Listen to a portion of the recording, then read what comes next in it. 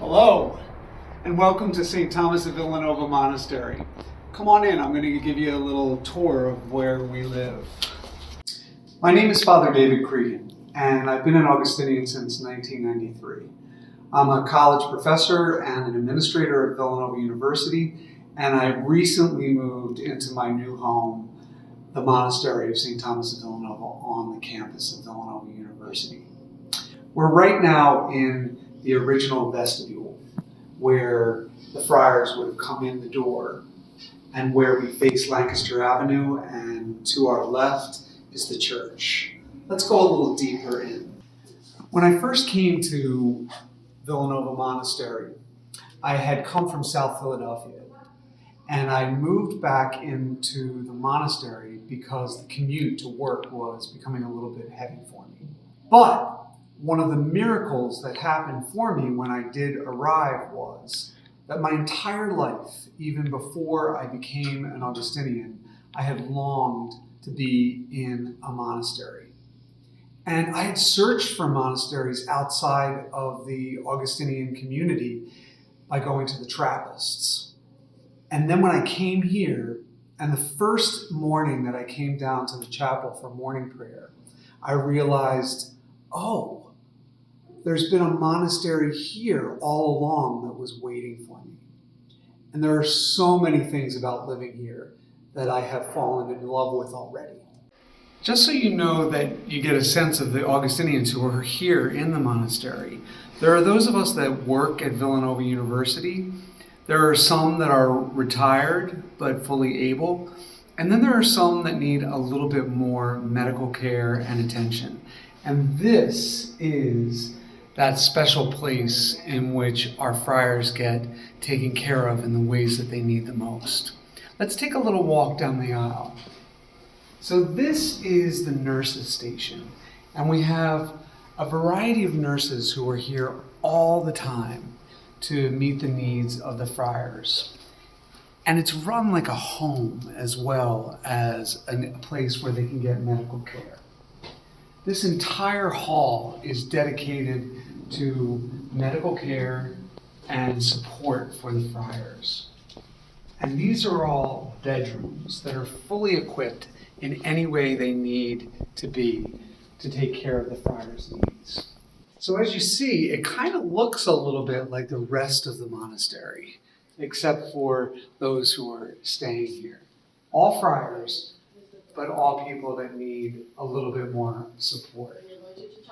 So let's take a peek down here into what's the common room for the friars.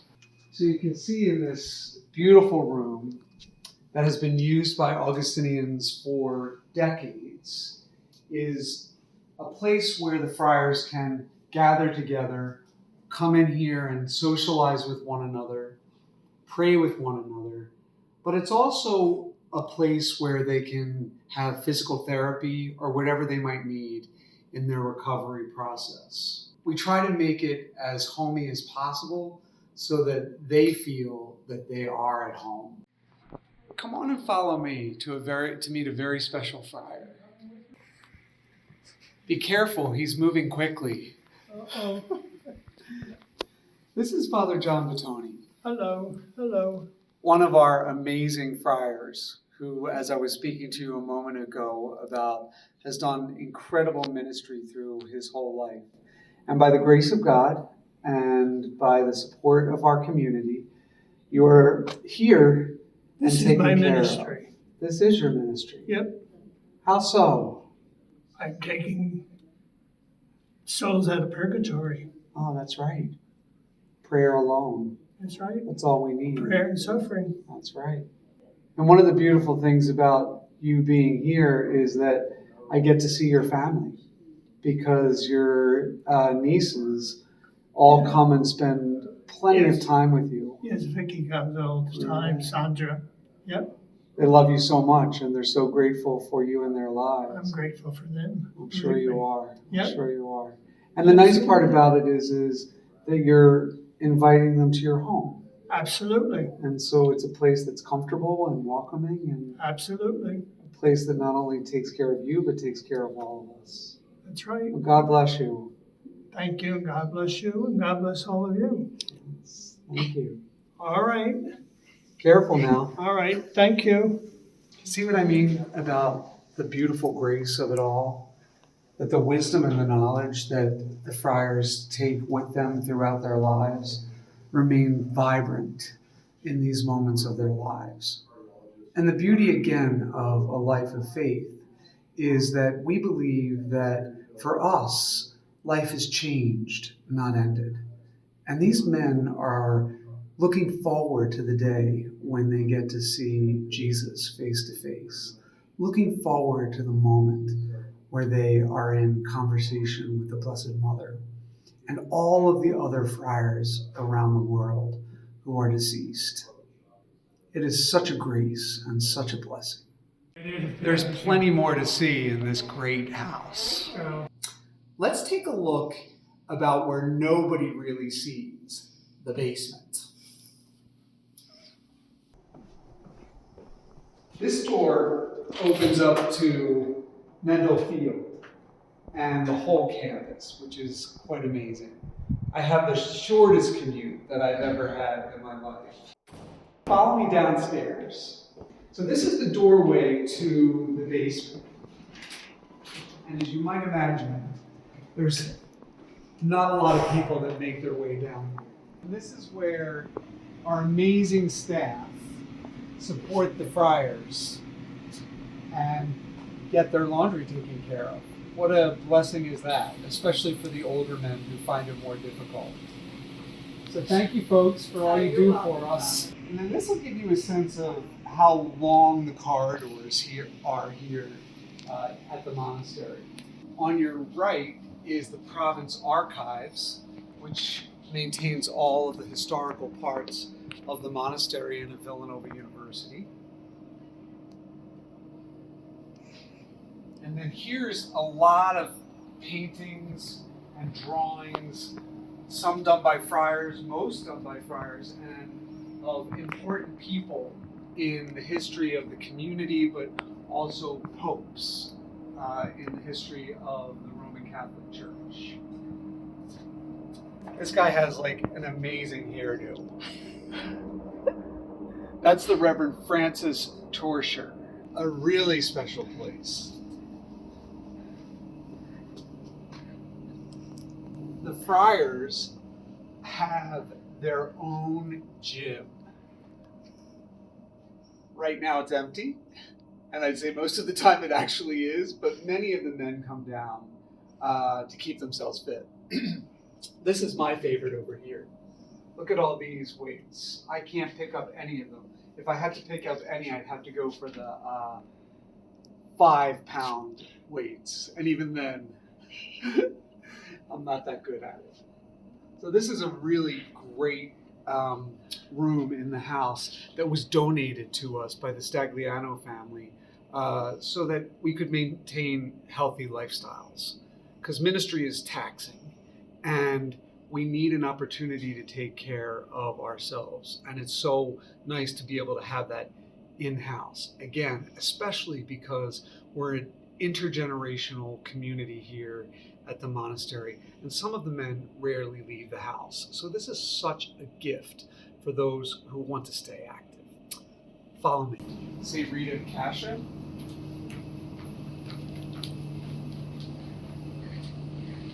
St. Augustine himself. The crowning of our Blessed Mother. A copy of the Dali Last Supper. And then just beyond this space, I'm just going to have to peek around the corner here into the heritage room where we keep some of the most important archives that we share with students, faculty, staff, and visitors that want to come in and find out more about the Augustinian order. So you'll have to come back on your own at another time, but right now we're going to keep it moving. So we're going to head upstairs again. There are 2 elevators in the monastery for are men who find the steps difficult. Morning, Pat. Good morning, how are you? Another amazing person that helps take care of us here in the monastery. And this is one of my favorite spots, where some of our most colorful friars gather to read the newspaper every morning. Hi guys. Thanks for being generous with us. Is this truth or dare? It's truth and dare. There's always laughter in that little nook. Let's go this way. So this is the TV room on the left-hand side here. Many of the friars, especially the ones that are not as mobile, have televisions in their own room. So this is a smaller one, and this is where we get our mail.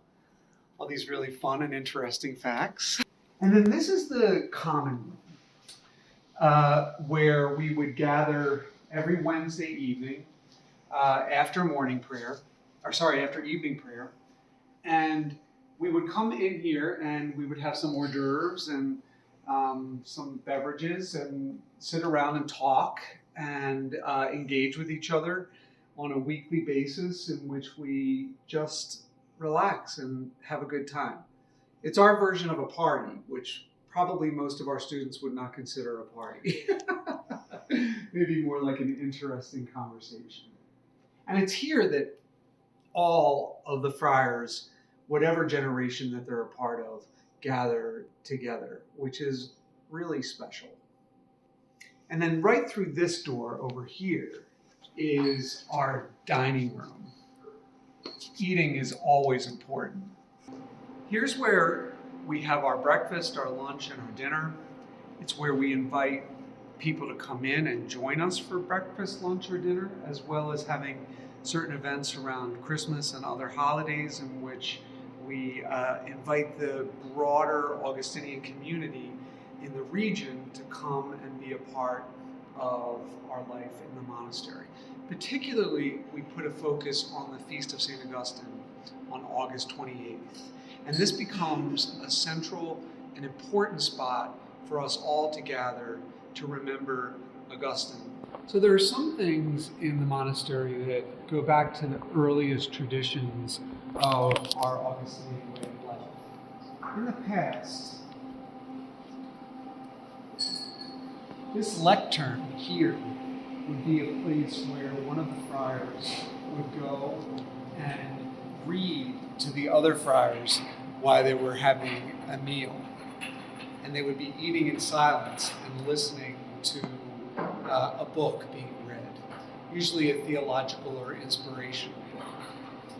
Nowadays, we don't continue with that practice, and during breakfast, lunch, and dinner, you will find very lively conversations happening at these tables. Let's go look at the most important room in the house. Before we go in, let's take a look at this atrium. It's quite amazing. Those artistic hangings were done by Father Richard Cannoli. A lot of Father Richard Cannoli and Brother Jack Stagliano's work is in the house, and other friars who have been artists through the year. Having artists in the community has always been a part of the Augustinian way of life, as well as scholars and pastors. So let's go into my favorite room. Welcome to the chapel.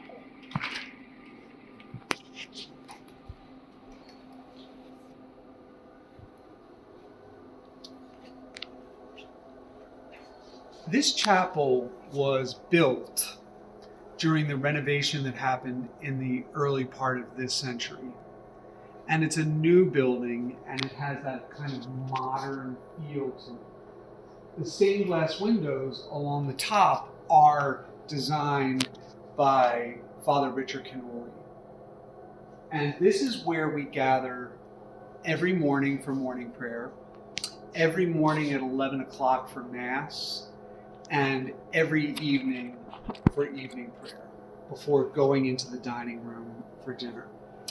Now let's consider for a moment what the space looks like. So this is not a traditional church that you would see in your local parish, but this is considered choir. So the Augustinians are part of what's described as a choir community, meaning that our chairs face one another so that we can see one another in our prayer, and we do what's called antiphonal praying of the Psalms. So we go from one side to the other side and back and forth throughout all of morning prayer or evening prayer. Additionally, the space is open to the university, which I feel is one of the best choices that could have been made. Because you may have noticed when we were coming into the doors of the monastery, behind my head there was a sign that said cloister, but we are not actually cloistered like traditional communities that do not go outside. We are mendicants, which means that we go out into the world to make a difference with the people that we serve, but we always come back to what is the heart and the soul of our way of life. I'd like to leave you with a little bit more of an elaboration on what I meant by saying all of my life I was looking for a monastery, and I found one when I came here. For the Augustinians, we begin our life in community as brothers. And that reality permeates our relationship with each other and the way that we live the common life. The monastery is all about a common life. In the words of St. Augustine, that of one mind and one heart, we search for God together.